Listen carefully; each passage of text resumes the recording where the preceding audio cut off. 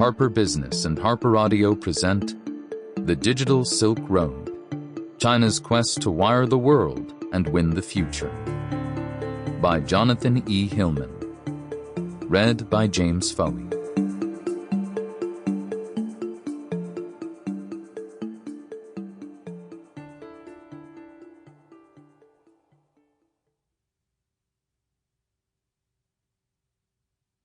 The Center for Strategic and International Studies, CSIS, is a bipartisan, nonprofit policy research organization dedicated to advancing practical ideas to address the world's greatest challenges. CSIS does not take specific policy positions. Accordingly, all views expressed herein should be understood to be solely those of the authors. For Liz. Introduction. This book was born at 195 Broadway, a 29-story building wrapped with Roman columns in New York City's bustling financial district. Long before my U.S. publisher, HarperCollins, moved in, it was the headquarters of American Telephone and Telegraph, better known as AT&T, and the site of several historic transmissions. The first sustained transatlantic radio communication in 1923, the first transatlantic phone call in 1927, and the first two-way video phone call in 1930. During the Cold War, AT&T adopted the slogan, "Communications is the foundation of democracy." And for most of the 20th century, 195 Broadway stood at the center of an expanding communications empire. As this century unfolds, communications are racing faster, reaching further, carrying more, and increasingly coming from China. In 2017, Chinese engineers used a special satellite to hold the first intercontinental, quantum-encrypted video conference, a major step toward constructing an unhackable network. In 2018, Huawei and Vodafone demonstrated one of the first 5G wireless calls.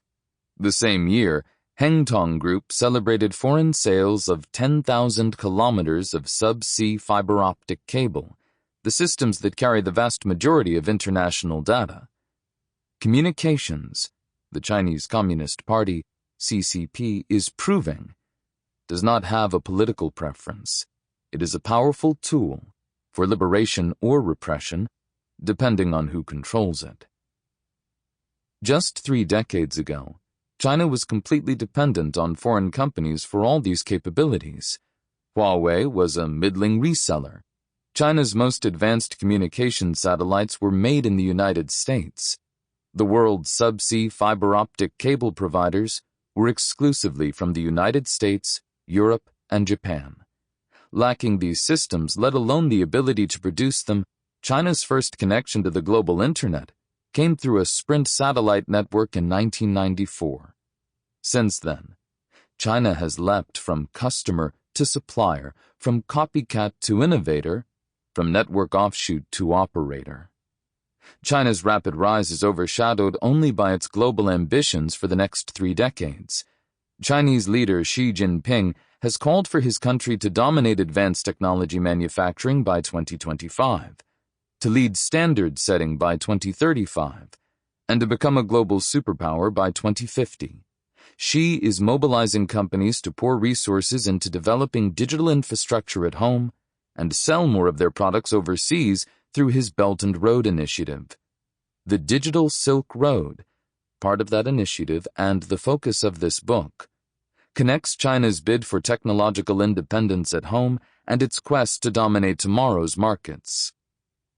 History cautions that much more than sales figures are at stake.